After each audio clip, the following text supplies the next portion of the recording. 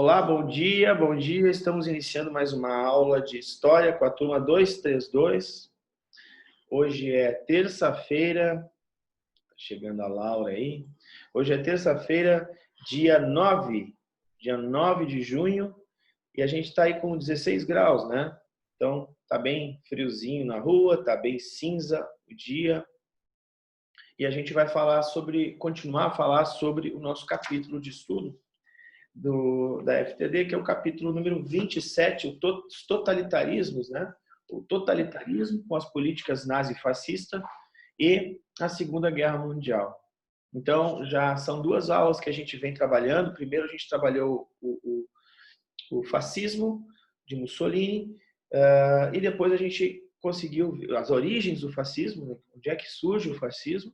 Depois a gente viu o nazismo, na última aula, então, onde a gente vai perceber aí a junção, né, das ideias, que eram ideias fascistas, com ideias do Adolf Hitler, da supremacia racial.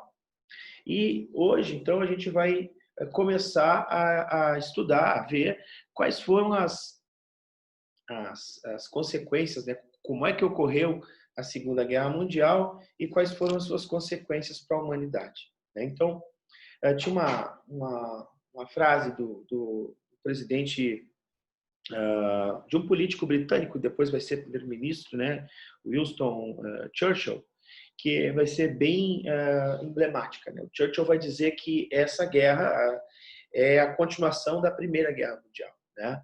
E aí a gente vai entender o porquê que ele estava certo. Né? A Primeira Guerra Mundial ela foi uma guerra que penalizou em muito a Alemanha e todos os países que lutaram ao lado ali dos alemães, mas principalmente a Alemanha. Né? A Alemanha vai ficar com grandes dívidas, vai perder muitos territórios importantes, porque na Alemanha a gente vai estar em pleno processo de desenvolvimento industrial, né? Os alemães pretendiam fazer sua expansão imperialista. Então, eles vão perder Alsácia-Lorena, eles vão perder territórios que ficam mais ao leste, né? Para a Polônia. Enfim, os alemães não vão poder fazer, por exemplo, investir na aeronáutica, não vão poder ter mais de 100 mil homens no exército. Lembrando que, nessa época, ter um exército grande era ter um exército forte. Né? Não vão poder mais produzir armas, não vai haver mais a possibilidade. Então, todas essas penalidades que a Alemanha vai sofrer, ainda vão estar os alemães sobre uma forte crise econômica. E a gente viu na última aula, quando a gente estudou o nazismo, que o surgimento do nazismo ele surge como se fosse uma revanche. Né? Então, a gente vai usar esse termo, o revanchismo. Né? Então, essa guerra, a Segunda Guerra Mundial, ela é o que precede ela, o que antes dessa guerra, né? Os ânimos estão muito exaltados na Europa e Hitler fica com seu ultranacionalismo, né? Com a ideia de revanche, ela vai buscar, né? De novo adquirir aquele projeto do Terceiro Império que a gente viu aí, né? Hitler subindo ao poder, aí, assumindo o poder, cheio de dúvidas, aí, porque estourou o parlamento, a hashtag, né? Botou fogo na hashtag, fez uma série de investidas, né? Para que o presidente fosse morto e assumiu, então, interinamente o cargo, né, gente, de Führer, que é o grande líder. Então, essa mitificação, essa coisa de estar no poder, de fazer a sua expansão, né? A ideia de buscar o espaço vital, né, que seria a Europa, Hitler vai colocar em prática. Tá? Então, a ideia e a gente não consegue entender como é que a Liga das Nações, que era uma espécie de ONU na época, não tomou nenhuma atitude em relação a isso, né? Por que o Tratado de Versalhes ele vai ser desregulamentado? Hitler não vai cumprir o Tratado de Versalhes. Como é que isso vai ocorrer? Bom, primeiro que Hitler vai ser muito contra os comunistas, né? E sendo contra os comunistas, né, os aliados, digamos assim, os países liberais, capitalistas, também eram, né, contra os comunistas. Então, a ideia de deixar o Hitler, né, com pequenas vantagens foi uma estratégia de risco dos países capitalistas, né? Tanto a Grã-Bretanha quanto a França vão perceber o seguinte, ó, se nós deixarmos Hitler, vai fazer vai começar a produzir arma aqui, vai começar a perseguir os judeus, vai começar a perseguir os comunistas. Bom, isso para nós deixa isso, porque não vai passar disso. Né? Hitler não passa disso, né? Ele é um cão que late muito e não morde, então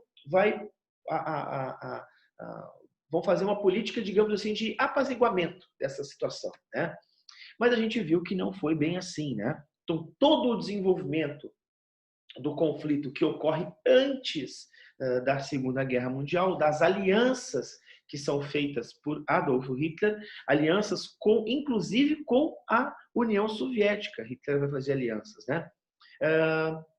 Vão dar este tom, né, de destruição. Eu queria ler um pedacinho aqui do que escreve, está no livro de vocês, eu vou ler um pedacinho do que escreve Eric Hobsbawm, né, que é um historiador muito importante e foi citado aqui no livro a respeito da Segunda Guerra Mundial. Rapazes dedicados que certamente não teriam desejado enfiar uma baioneta na barriga de uma jovem alemã, de uma jovem aldeã grávida. Podiam, com muito mais facilidade, jogar altos explosivos sobre Londres ou Berlim, ou bombas nucleares em Nagasaki. Dirigentes burocratas alemães que certamente teriam achado repugnante tanger eles próprios judeus mortos de fome para abatedouros, podiam organizar os horários de trens para abastecimento regular de comboios da morte para os campos de extermínios poloneses, com menos senso de envolvimento pessoal. Eu vou parar por aqui. Eu queria que vocês entendessem o seguinte: não são mais assim, a guerra não é mais pessoal, né? Uma guerra ela não é mais contato. Quer dizer, na Primeira Guerra Mundial, para atingir, para matar alguém, eu tinha que enfiar a baioneta, eu tinha que contatar, né, a pessoa, tinha que estar próximo. Agora não. Essa guerra é uma guerra muito mais tecnológica. E por ser uma guerra tecnológica, é só apertar um clique, né? Apertar um botão e lançar uma bomba. É passar de avião e largar uma bomba. Quer dizer, eu não vejo mais o inimigo morrendo, né? E isso torna, dá uma capacidade, um grau, né, de crueldade muito grande, né? Quer dizer, para matar judeus, eu não preciso mais encostar nos judeus e matar o judeu, né? Eu simplesmente organizo o horário de trem que vai levar esse judeu para o Holocausto, né, em Auschwitz, por exemplo, né, que é um dos maiores e mais famosos campos de concentração na Polônia. Tá? Então, basicamente, a gente vai ver uma Europa vivendo o terror, novamente, de uma guerra mundial. Né? E essa é a Segunda Guerra Mundial que vai afetar aquele continente e, né, os continentes em volta vão se envolver também, não só a Europa, mas a Ásia, a África e a América. Certo? Então, eu vou pedir licença para vocês. Se vocês tiverem alguma pergunta, pessoal, por favor, façam essa pergunta oralmente, né? Porque fica difícil para eu observar aqui quando vocês perguntam, porque eu vou compartilhar a nossa tela aqui, tá bom? Vamos lá. Ô, Sor, eu tenho uma dúvida. Na parte quando tu falou que Hitler assumiu o poder, como é que foi esse negócio? Tu falou que eu não entendi muito bem. Isso aí eu expliquei na aula passada, né? Então, como é que o Hitler chega ao poder? Hitler chega ao poder porque ele vai ser eleito, né? Ele vai ser eleito, ele vai ser chamado para premier, para primeiro-ministro, né? Na Alemanha. E aí nós temos na Alemanha o primeiro-ministro e temos o presidente, certo? O que vai acontecer? Em 33 ou 34, o presidente morre. E em seguida, os nazistas colocam fogo no parlamento e começam a perseguir todos os candidatos que são oposição ao partido nazista. Então, Hitler assume unifica as duas coisas, né? Tanto a presidência como o premier. E aí ele fica como o primeiro-ministro. Então aí ele fica como o Führer, o líder, né? E ele fica como e ele mais do que isso, ele diz que a Alemanha não é mais uma república. A Alemanha agora é o terceiro império, que em alemão é Reich, né? Então é o terceiro Reich. Entendeu? Entendi, obrigado. E aí, a partir daí, então, ele começa uma série de modificações, de transgressões, né, ao descumprimento do Tratado de Versalhes.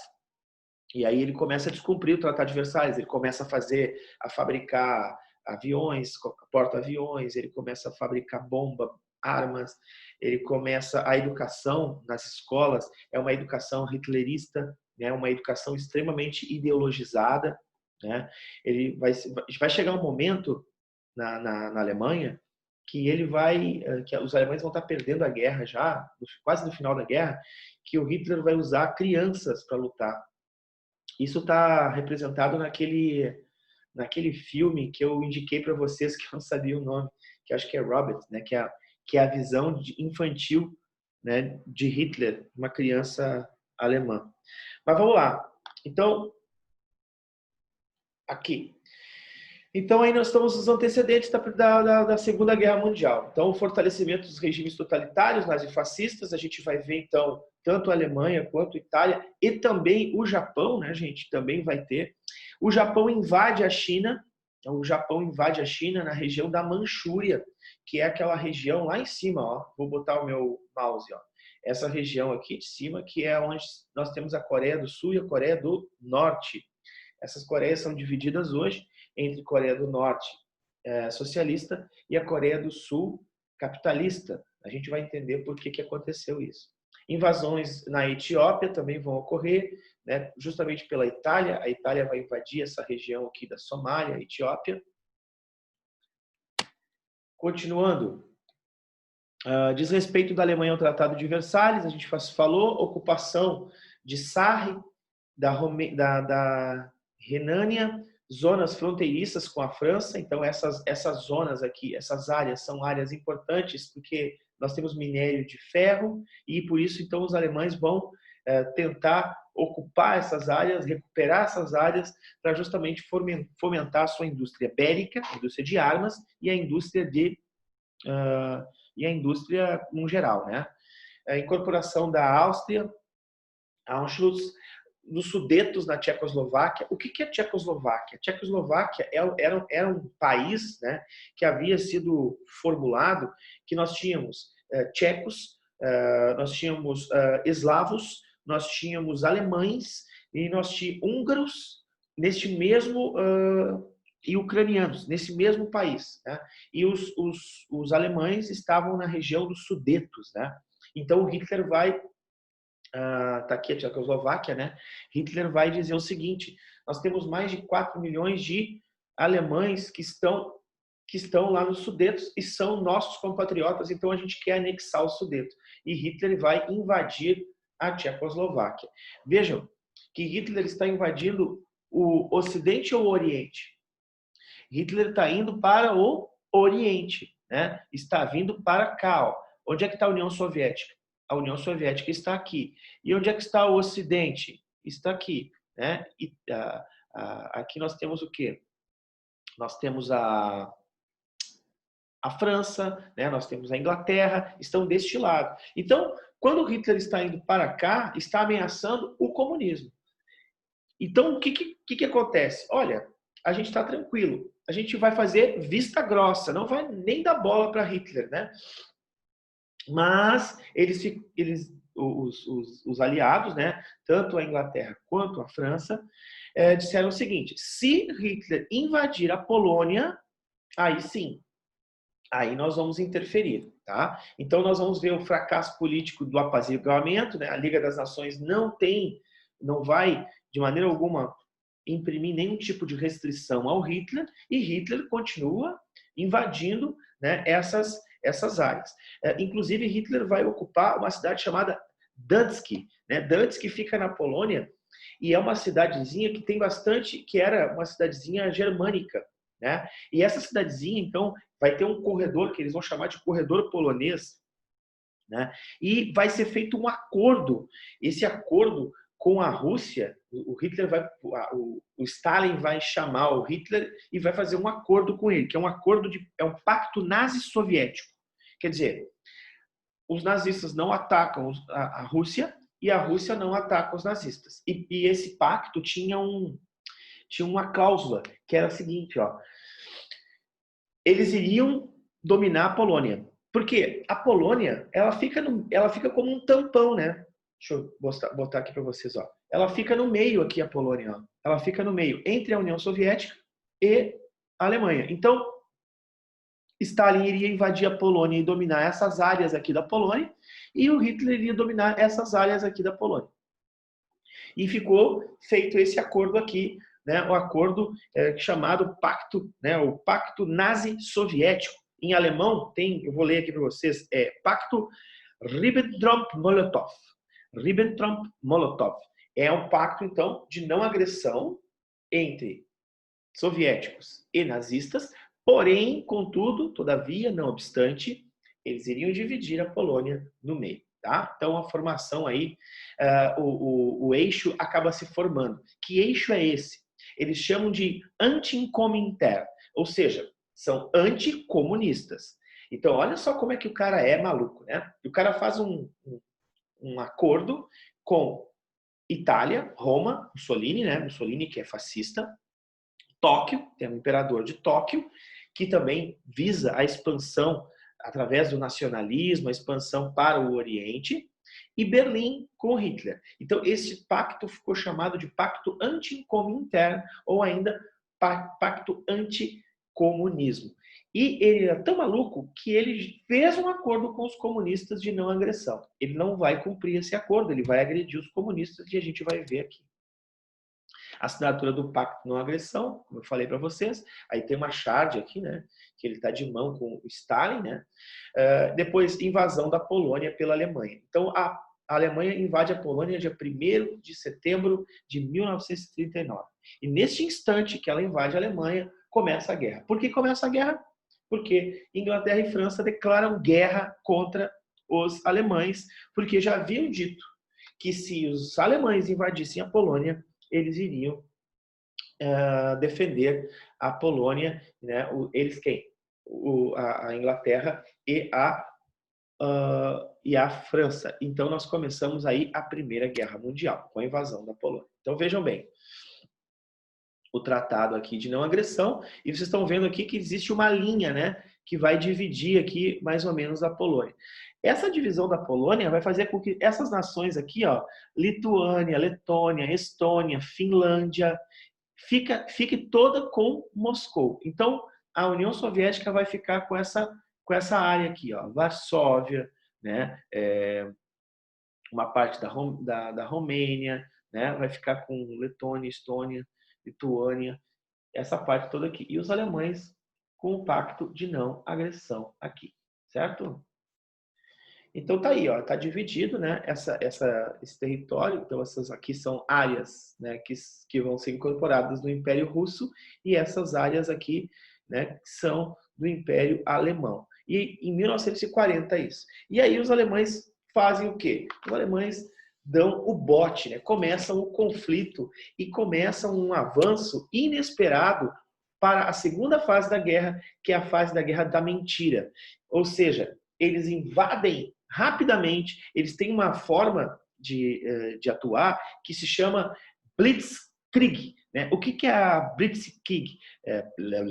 Blitzkrieg é uma guerra de relâmpago com os aviões. Então, os aviões tomam e bombardeiam as cidades, e rapidamente os exércitos tomam as cidades. Então, a ocupação da Dinamarca, da Noruega, os países ali como Luxemburgo, né, a Bélgica, a Holanda, os Países Baixos, né, todos esses países vão ser rapidamente ocupados.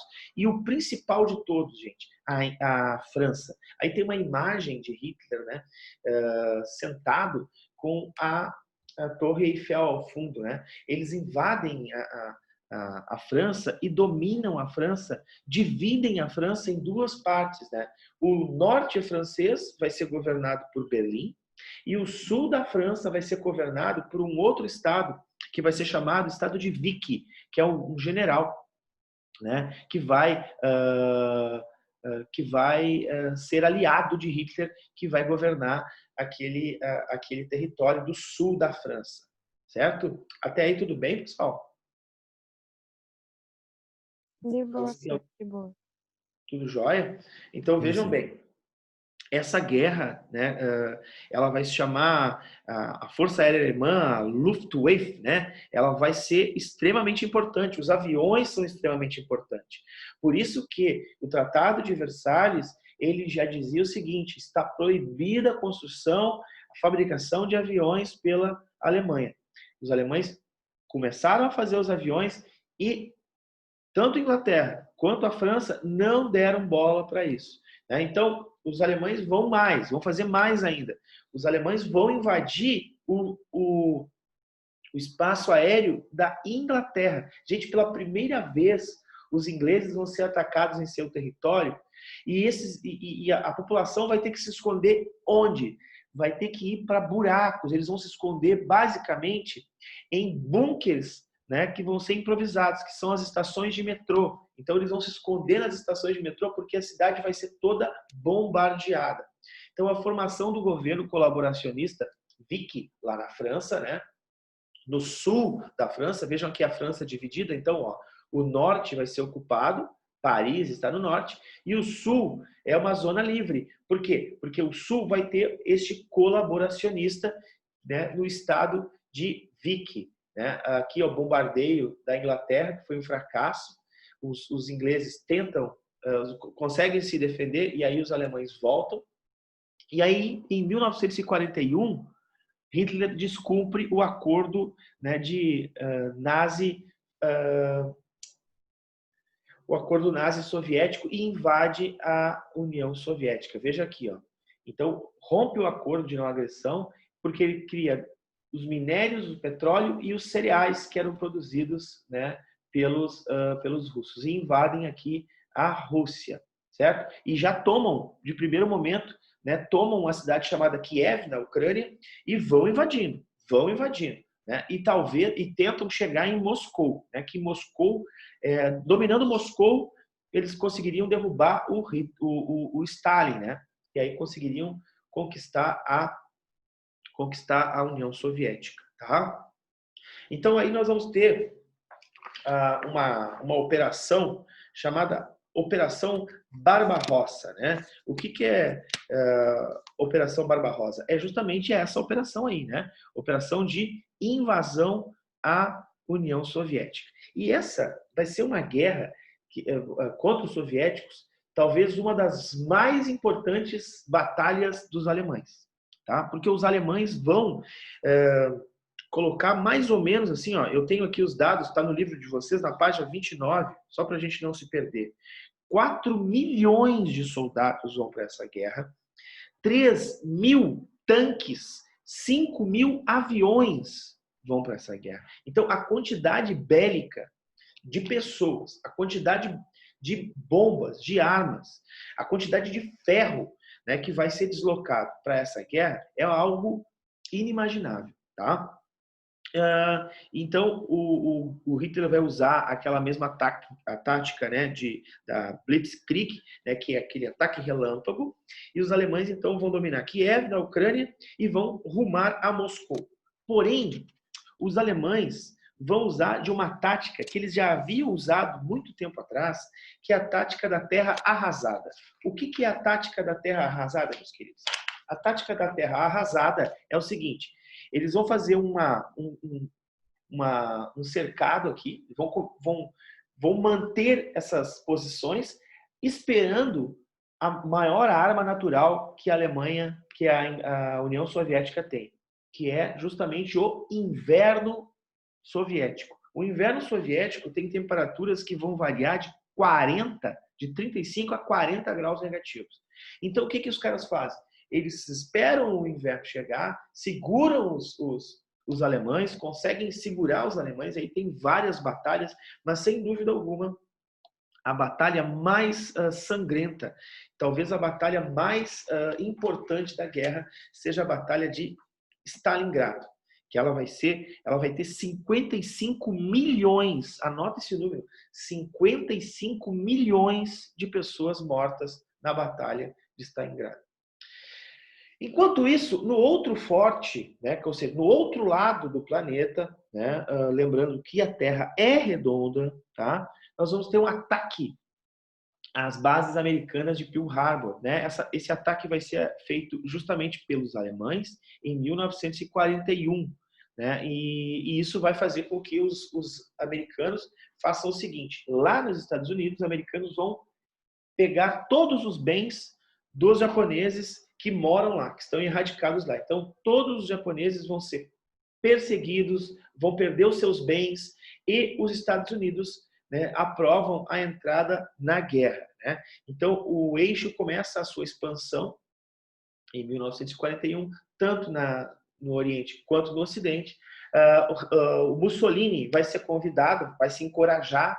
Mussolini está percebendo que a guerra, que Hitler está conseguindo sucesso, né? Hitler invadiu a França, invadiu a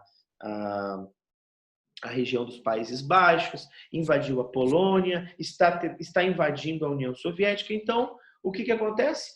O Mussolini vai entrar e vai começar o seu projeto de ocupação da África, na região da Etiópia, né? Em 1943 a 45, então, os aliados começam a virar a história de Hitler. Ou seja, Hitler começa a ter algumas baixas. E como é que Hitler convence esse povo todo, né, a lutar na guerra? É uma lavagem cerebral, né? Hitler vai fazer uma propaganda, vai ter uma função muito importante no convencimento da nação alemã, né? E por mais que os alemães comecem a perder algumas batalhas, a sociedade alemã não vai ficar sabendo do que está acontecendo, porque as notícias que vão circular são notícias que apenas interessam a Hitler. Então é mais ou menos assim, né? Eu não divulgo quantos mortos tem na Covid-19 e está tudo bem, acabou a Covid-19. Tô brincando. Então a batalha de Stalingrado aí, ó, 42 a 43, a União Soviética vence essa batalha com essa frente. Então aqui tem imagens, ó, de soldados em pleno inverno, ó, né, no inverno russo, e começam a empurrar o exército alemão. Então, pela primeira vez, o exército alemão ele começa a recuar e sofre um contra-ataque. Quem é que vai promover isso? Os soviéticos. Então, os soviéticos vão empurrar os alemães para dentro do território alemão, né? Quer dizer, vão tirá-los da Rússia e vão tirá-los da Polônia e vão empurrá-los cada vez mais para dentro do território alemão. Tem uma cena que é muito famosa e usam para meme essa cena, né? Que é Hitler no bunker. Quando Hitler está no bunker lá e está gritando e nervoso e tal, aquela cena é justamente a invasão soviética sobre Berlim, né? E aí Hitler se mata em seguida, né? Não aguenta a pressão. Aí está o expansionismo japonês, né, no Ocidente. Então, essa região aqui é a região da Manchúria, é a região das Coreias, né? Aqui, todo o Nordeste da China, toda essa região aqui, né, que hoje nós temos aí a Oceania e tal.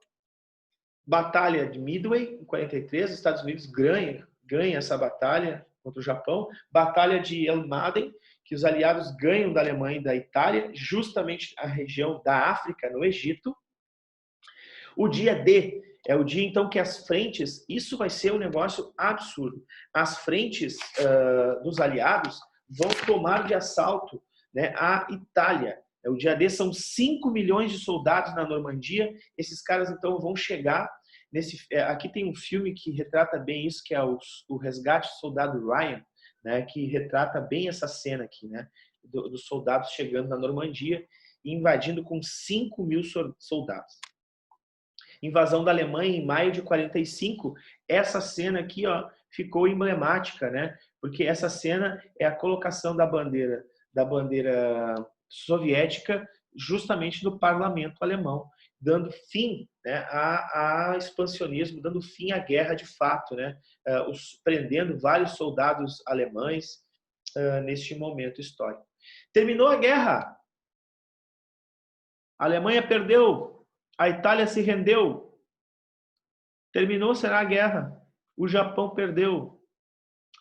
Sim, termina a guerra. Porém, crianças, nós temos o maior atentado de todos os tempos. Os cientistas, americanos, com um forte avanço tecnológico, desenvolvem uma bomba atômica. Sim, queridos. Então nós vamos ter 2 bombas atômicas sendo largadas de aviões americanos no Japão, uma em Hiroshima e outra em Nagasaki. Já havia acabado a guerra? Já havia acabado a guerra. Então, essas bombas atômicas vão render muita história ainda no planeta, porque os japoneses até hoje, né, têm, por exemplo, a sua entrada liberada nos Estados Unidos, né, a sua indústria pode vender nos Estados Unidos, tudo como uma forma de compensação por esse atentado que foi feito lá no Japão.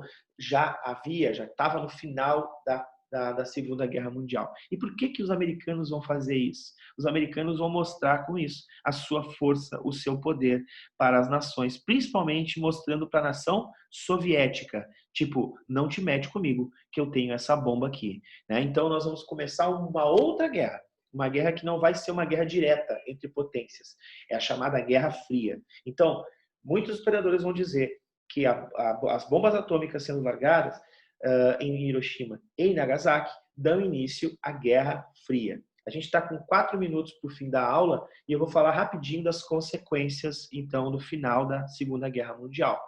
50 milhões de mortos, 50 milhões, 20 milhões na Rússia, 6 milhões na Polônia. Nós vamos ter 5 milhões de pessoas na Alemanha e 1,5 milhão no Japão. O Holocausto, então, foi assassinato aproximadamente de 6 milhões de judeus em campos de concentração. Foi o maior massacre a um povo, né, a uma religião já vista na história desse planeta. Tá? Então foi realmente desastrosa a coisa, foi cruel. Massacre de judeus, não preciso nem dizer, né? Centenas de milhares de judeus vão ser massacrados nos campos de concentração, vão ser usados para experiência médica, crematório, enfim, horrível.